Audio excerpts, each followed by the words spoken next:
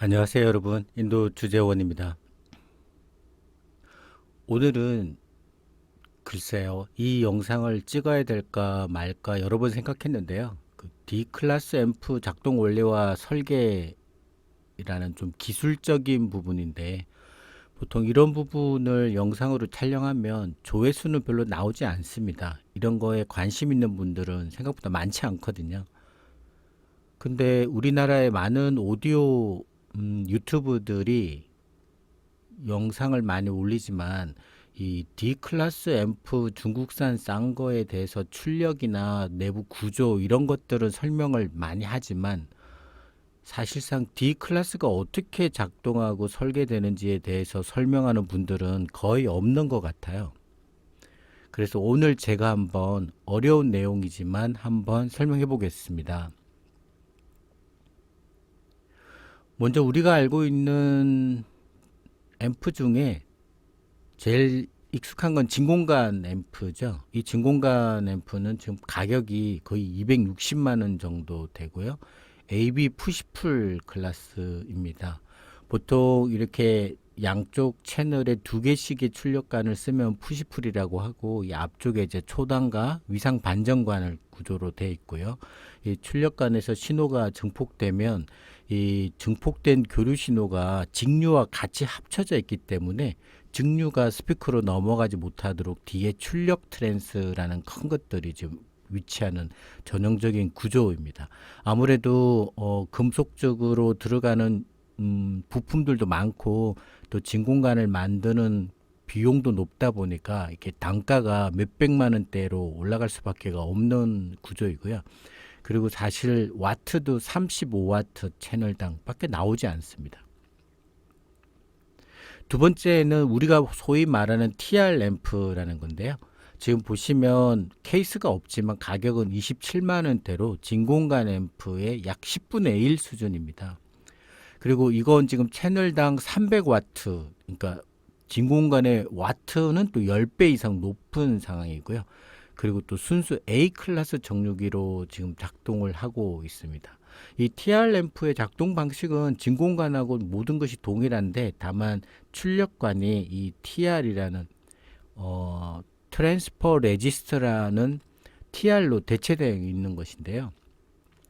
이 출력석들도 보면 그 진공관처럼 베이스 쪽에 바이아스가 걸리면서 그 에미터와 컬렉터 쪽에 흐르는 대직류의 양을 조절해서 소리 신호를 증폭하는 동일한 구조입니다. 다만 출력 소재가 다를 뿐이고요. 진공관들은 두 개 이상의 병렬 연결이 정기적으로 상당히 어렵지만 이런 TR 램프들은 전류 소자이지 전압 소자가 아니기 때문에 대부분의 이 출력선들을 계속 연속적으로 병렬 연결하면 이렇게 30와트를 300와트로 올릴 수 있는 그런 부분이 진공관하고는 확실히 다른 장점이라고 할 수 있겠습니다. 그리고 오늘 소개할 대망의 D 클래스 앰프는요. 보시면 가격이 2만 원대예요. 거의 진공관 앰프의 100분의 1 수준입니다. 그리고 출력은 방금 봤던 TR 앰프와 동일한 300와트이고요. 지금 제품의 구조는 이게 답니다. 매우 간단하죠. 근데 어떻게 이런 간단한 전자 부품의 조합만으로 채널당 300와트의 고출력을 낼 수 있을까요? 그리고 어떻게 가격은 또 100분의 1 수준으로 할 수 있을까요? 먼저 앰프는 사람들이 D 클래스 앰프를 디지털 클래스 앰프라고 오해하는데, 디지털 클래스 앰프는 아니고요. 원래 앰프 방식에 따라 A급, AB급, C급, 뭐 D급, FG급도 있는데요. 이 D는 D급 클래스 앰프라는 뜻입니다. 근데 현재는 핸드폰이랑 작은 정밀 전자제품의 대부분의 앰프가 D 클래스가 들어가기 때문에 사람들이 이제 디지털 앰프라고, 디지털 클래스 앰프라고 부르면서 그 구분이 좀 상당히 모호해져 있는 상황이지만 일단은 디지털 클래스 앰프는 아닙니다. 자, 이제 그러면 디지털 클래스 앰프에 어떻게 이런 작동이 되는지 한번 살펴볼까요?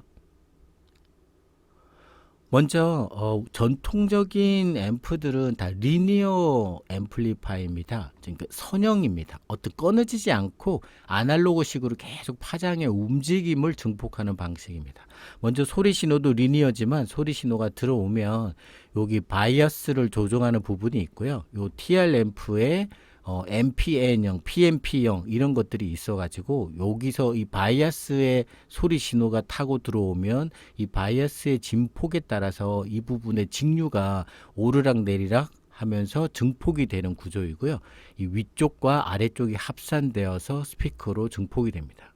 그래서 여기에 있는 출력관들은 리니어 즉 선형 증폭을 하는 구조이고 약간 가변 저항적인 개념으로 증폭이 되고요. 그리고 보통 이쪽에 증폭을 하는 단계에서 왜곡이 일어나기 때문에 그걸 잡기 위해서 출력단에서 일부의 에너지를 D로 돌려서 반대 위상으로 소리 신호와 섞어주는데 이걸 네거티브 피드백 NFB라고 하죠. 현재 TR 램프들은 대부분 이 로직으로 회로가 설계되고 있습니다. 그러면 D 클래스 앰프는 어떻게 하는지를 한번 보겠습니다. 먼저 소리 신호가 이렇게 들어오면은요, 여기에 그 트라이앵글 파장을 만드는 발진 회로가 있습니다. 이 발진 회로는 보통 뭐 몇십 메가헤르츠에서 뭐 1메가헤르츠까지 이런 아주 일정한 간격의 톱니 모양의 사인파는 아니고 톱니파 같은 것들을 만들어내고요. 이 톱니파가 이 소리 신호와 함께 요 부분 컴페러터라는 이 부분에 대해서 들어가고 있는데 이 부분에 삼각표로 표시되어 있는 것은 어떤 장치이냐면 보통 이 플러스 마이너스에 들어오는 차이를 증폭하는 계산기라고 보시면 되겠고요. 엄밀히 말하면 앰프는 아닙니다. 그래서 보통 비교기, 그 다음에 연산 증폭기, 차동 증폭기 이런 뜻으로 부르고 있습니다. 그래서 여기서 톱니바퀴하고 음악 신호 사이에서 만일에 이 음악 신호가 톱니바퀴보다 높으면 1을 내서 이렇게 펄스가 나오고요. 낮으면 0이 돼서 제로가 되는 이런 연산을 얘가 하게 되고 이 부분에 따라서 이 톱니바퀴 같은 신호를 얘가 만들어내거든요. 그리고 요게 이제 데드 타임과 레벨 스위프트를 넘어서 요쪽에 모스펫이라는 큰 두 개의 출력관에 의해서 엄청난 크기로 증폭이 돼서 소리 신호로 나오는 구조인데 먼저 여기서 여기 만일에 이 펄스가 0101 그러니까 1이 1볼트라고 하면 0볼트, 1볼트가 왔다 갔다 하는 파장이라고 한다면요. 디지털 시도라고 한다면 여기 이 스위칭을 하는 모듈에서 이 파장의 높이를 예를 들어 50볼트로 올려버리는 거예요. 그럼 0볼트, 50볼트처럼 큰 펄스가 일어납니다. 그리고 이 펄스에서 아까 섞었던 트라이앵글 톱니바퀴의 이 고주파를 이 로우 패스 필터라는 이 부분에서 제거를 해버리면 요 속에 파묻혀 있던 요 작은 소리 신호가 이렇게 크게 증폭돼서 스피커로 나온다. 이런 뜻이 되고요. 왜 D 클래스 앰프냐고 하냐면 요 부분에는 아까처럼 선형 증폭이 아니라 이 펄스가 있으면 얘가 스위치가 붙으면서 전기가 50V 흐르고 펄스가 없으면 이 신호 스위치가 끊어지면서 제로로 되기 때문에 연속적이 아니라 10, 10 스위치가 붙었다 떨어졌다 붙었다 떨어졌다 이런 식으로 증폭을 하기 때문에 이런 것을 이제 D앰프라고 하게 됩니다. 먼저 한 번 더 설명을 드리면 이렇습니다. 소리 신호와 톱니바퀴형의 수천 헤르츠, 뭐 수만 헤르츠, 수십만 헤르츠 사이즈의 톱니바퀴 파형을 같이 섞어서 요 윗부분에 보시면 요 톱니바퀴가 이 소리 신호보다 높은 곳에 있으면 얘가 계산을 해서 신호를 내지 않고 0볼트가 되고요. 반면에 이 톱니바퀴보다 소리 신호가 위에 있으면 플러스로 인식을 해서 1볼트라는 펄스를 만들어냅니다. 그래서 이런 식으로 해서 펄스를 만들어내 가지고 요런 식으로 되는 거죠. 요 부분은 뒤에서 좀 더 상세히 설명을 하겠습니다. 그리고 이게 어떻게 높으냐라는 것은 어떤 증폭이 아니라 연산이거든요. 그래서 이 비교 어떤 두 개의 신호 이렇게 플러스 마이너스 비교해서 값을 매니까 계산기 뭐 비교기 이렇게 말하고 차동 증폭기 차이의 성분들을 증폭한다고 해서 차동 증폭기, 그리고 계산기처럼 증폭한다고 해서 연산 증폭기, 이런 용어를 사용하는 부분이 있습니다. 그리고 이 부분에서 이 소리 신호가 펄스에 입혀져 가지고 이런 식으로 되면 요것을 이 클래스 D라는 스위칭 스테이지라는 그 아까 0볼트에서 1볼트라는 이 조그만 펄스를 0볼트에서 50볼트라는 큰 파장으로 증폭하는 부분이 있고요. 그 다음에 여기 섞여 있던 고주파를 로우 패스 필터가 걸러내면 이 안에 있는 묻어 있는 소리 신호만 50배 커져서 나온다. 이것이 바로 D 클래스 앰프의 작동 방식이 되겠습니다. 좀 더 이 인코딩하는 부분에 대해서 설명을 드리면 이렇습니다. 우리가 말하는 이 소리 신호는 이렇게 오르락 내리락 하는 연속선이고요. 그리고 이 발진 소자에 의해서 예를 들어서 뭐 1초에 20만 번 왔다 갔다 하는 톱니바퀴 파형을 같이 차동 증폭기에 넣으면 이 차동 증폭기가 이 신호와 이 신호를 비교해서 이 톱니바퀴가 낮을 경우에 이렇게 펄스를 만들고요. 톱니바퀴가 높을 경우에는 펄스를 안 만듭니다. 그래서 이 소리 신호가 이렇게 쭉 오를 때 보시면 대부분의 펄스가 형성되고 있는 걸 보실 수가 있고요. 소리 신호가 아래로 내려갈 때는 대부분의 펄스가 없어지는 걸 볼 수 있어요. 즉, 이 소리 신호의 모양을 일정한 파장을 가지고 있는 이 트라이앵글 파에다가 코딩을 하는 거예요. 이 파장의 신호를 이 펄스의 간격으로 코딩을 하는 절차라고 보시면 되겠습니다. 그래서 다른 화면을 보면은 이건 똑같거든요. 지금 톱니바퀴 파장이 있고 소리 신호가 이렇게 있으면 위에 있으면 신호가 나오고 아래에 있으면 신호가 안 나오는데 이런 식으로 형성됩니다. 결과물이. 요거를 PWM이라고 하는데 펄스 와이드스 모듈레이션이라고 해서 이 펄스의 간격을 조종하는, 그래서 이 간격이 이 소리 신호의 파장의 의미를 코딩해 있는 그런 구조가 되겠습니다. 그리고 이 부분은 요 컴패라터라는 비교기 혹은 차동 증폭기 혹은 연산 증폭기, 우리가 소위 말하는 OP-앰프라는 것이 바로 이걸 말하는 건데요. 여기서 플러스에는 오디오 신호가 들어오고 마이너스 신호에는 이 트라이앵글 신호가 들어와서 이거의 높낮이를 얘가 판단해서 오디오가 높으면 플러스, 낮으면 마이너스 해서 이 펄스를 만들어냅니다. 이 펄스 낸 신호를 PWM이라고 하고요. 그래서 초기에 이 소리 신호를 아주 고주파의 펄스에다가 입혀서 인코딩하는 부분이 바로 이 차동 증폭기 부분이 되겠습니다. 그리고 이 오디오 소스에서요, 생성되어 있는 PWM이라는 신호는 먼저 게이트 드라이브라는 모듈에 가는데 이 부분에서 이제 이 데드 타임하고 딜레이 타임 같은 걸 계산을 하고 조종을 합니다. 그리고 난 다음에 이 펄스를 뭐 50배나 100배, 1000배 정도 키울 수 있는 모스펫, 이 아래 위로 돼 있는 하이 부분을 맞는 부분, 로우 부분을 맞는 부분에 모스펫 2개에다가 공급을 하고요. 이 모스펫은 뭐 50볼트나 100볼트의 직류가 걸려 있어서 이 부분에서 그 펄스가 사이즈가 뭐 50배 정도 커지게 되죠. 그리고 그 사이즈가 커진 신호에서 고주파를 다시 제거를 하는데 요게 이제 인덕터가 되겠고요. 요게 이제 캐파시터인데 요거는 전형적인 로우 패스 필터의 패턴입니다. 로우 패스 필터라는 것은 신호 헤르츠가 낮은 것은 통과하고 높은 것은 통과하지 못하는 구조거든요. 이 코일이 감겨 있는 인덕터는 고주파일수록 자기끼리 서로 결박해서 이 신호가 흐를 수 없게 만드는 역할을 하고요. 그리고 일정 부분에 요거를 통과한 고주파가 남으면 이 고주파들은 캐파시터는 통과하기 때문에 이 바로 캐파시터를 통과해서 접지로 사라지게끔 만들고요.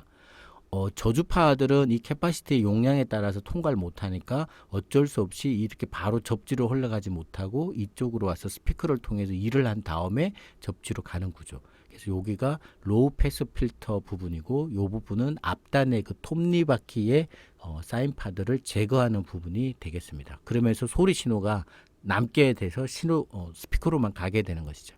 이 게이트 드라이버라는 것은 뭐냐면 아까 요 부분의 모스펫들이 신호가 펄스가 있으면 딱 붙고 펄스가 없으면 딱 떨어지고 해야 되는데 이게 1초에 수십만 번 일어난다고 했잖아요. 그러다 보니까 이 점 딱 붙었을 때 이 펄스가 바로 이걸 통과하면서 전압이 팍 올라와야 되고 또 딱 떨어지면 팍 떨어져서 제로로 가야 되는데, 실제로는 이 반도체들도 도체이기 때문에 전기가 흐르는 속도가 약간 있어서 실제 현상의 파장들을 이렇게 팍 바로 올라가는 게 아니고 천천히 올라가서 요 부분에 어떤 스위칭이 붙을 때 노이즈가 흔들리고요. 그다음에 이렇게 쭉 가다가 딱 끊어지면 또 바로 탁 떨어지는 게 아니라 시간을 한참 지나서 잔 전류가 흐르다가 또 떨어지면서 노이즈가 발생하고, 이런 식으로 실제로는 전류가 형성되는 거예요, 전압이. 그래서 요 앞부분에 붙어야 될 때 늦어지는 걸 온 딜레이라고 하고요. 떨어졌을 때 전류가 바로 끊어져야 되는데 계속 가는 걸 오프 딜레이라고 합니다. 그래서 이 부분에 이 잡음과 딜레이를 잡아주는 게 바로 게이트 드라이버 쪽의 역할이 되겠습니다.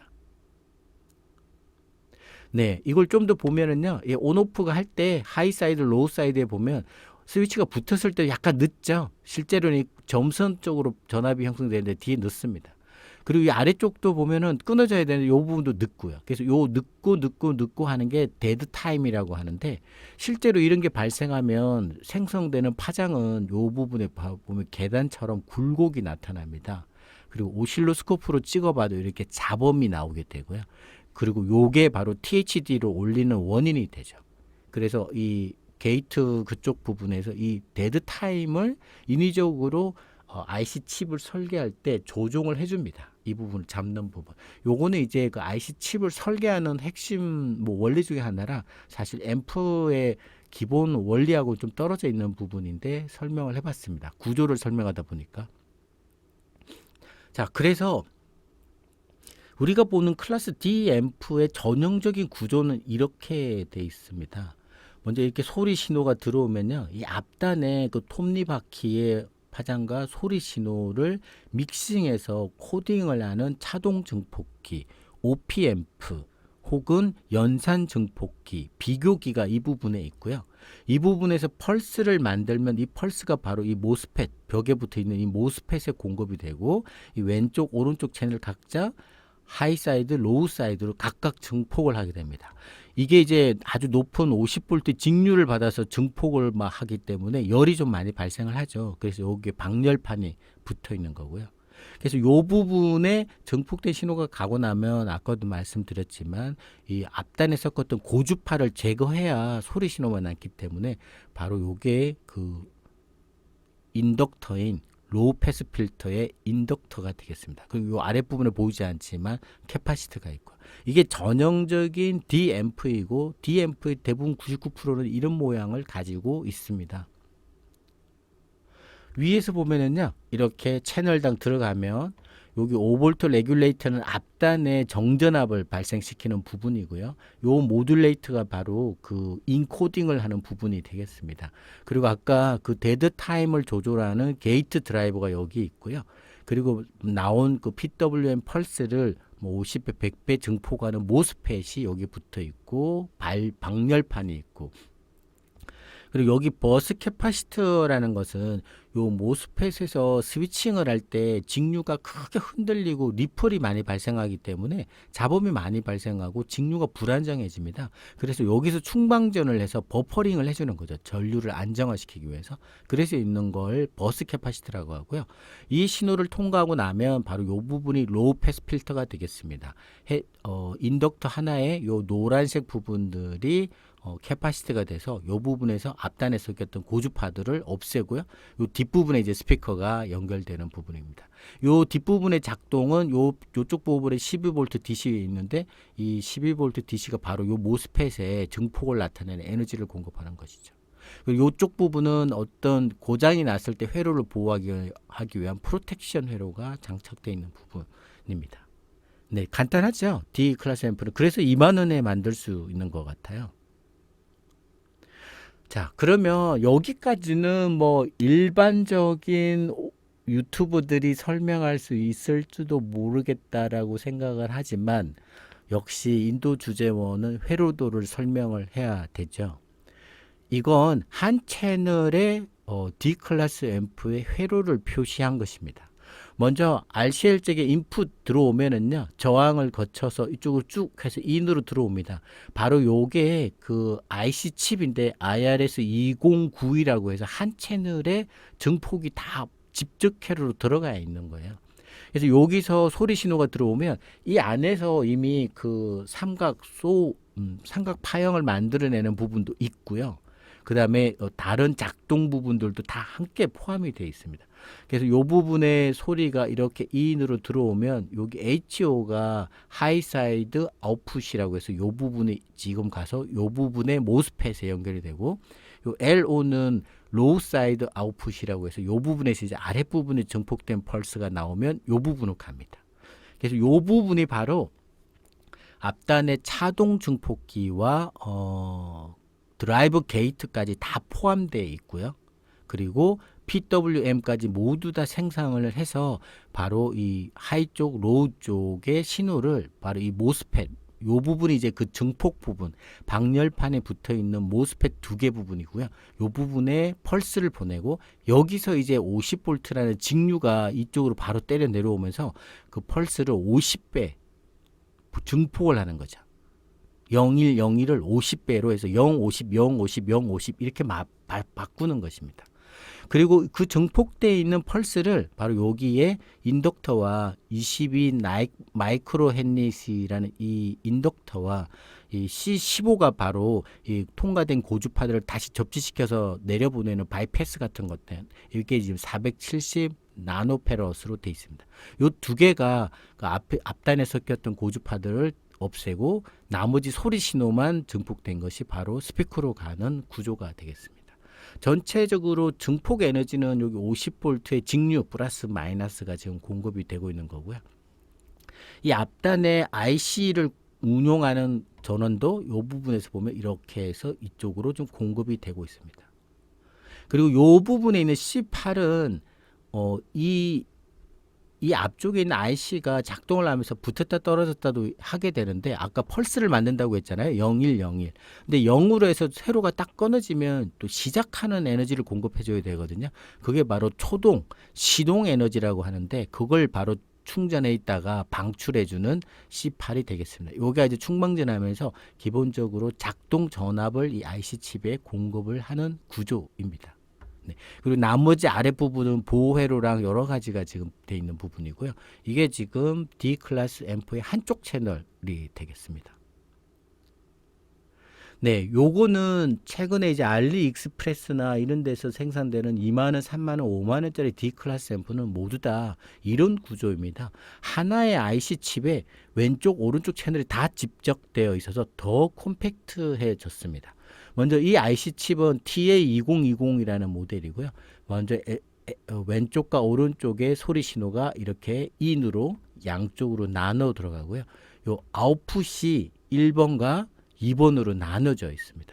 그리고 이 부분에서 로우 패스 필터를 거치고요. 또 이 부분에 그 필터링과 밸런스 맞추는 부분들을 맞춘 다음에 이렇게 스피커를 돌아오는 것이고요. 이쪽도 마찬가지입니다. 그래서 요즘에는 아웃풋에 보면 두 짝으로 플러스 마이너스 쪽으로 해가지고 그 인덕터 두 개와 캐파시터 두 개 이런 구조로 되어 있고요. 이쪽도 인덕터 두 개와 캐파시터 두 개 이런 식으로 되어 있고, 이쪽 부분은 파워를 공급하는 부분이 되겠습니다. 그리고 이 안쪽에 그 사인파, 발진파를 만드는 부분과 스위치 모든 것이 하나의 직접 회로로 들어가 있고, 요즘 2, 3만 원대의 D 클래스 앰프는 바로 이런 회로로 사용되겠습니다. 그리고 이 TA2020의 칩을 사면 이 앞단을 연결해서 집에서도 사실은 본인들이 D 클래스 앰프를 진공관 앰프 자작하듯이요 만들 수가 있습니다. 유튜브에도 많은 사람들이 해보고 있고요. 네, 그래서 다시 한번 보면은 여기에 이제 앞단에 오디오가 들어오면 이 앞에 그 OP 앰프들이죠. 차동 증폭기, 연산 증폭기들이 섞어서 PWM 신호를 만들고요.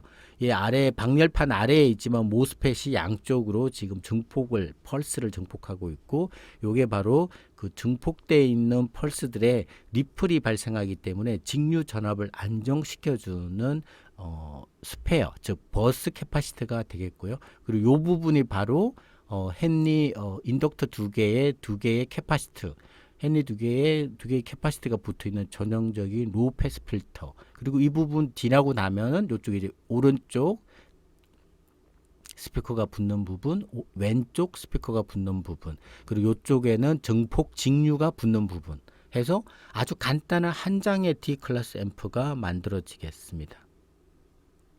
네, 요거는 다른 부분인데 이렇게 보시면 좀 더 설명하기가 좀 편한데, 요쪽에 이제 소리 신호가 왼쪽 오른쪽 지금 들어오고 있고, 이 앞단에 지금 요 부분이 OP 앰프가 되겠습니다.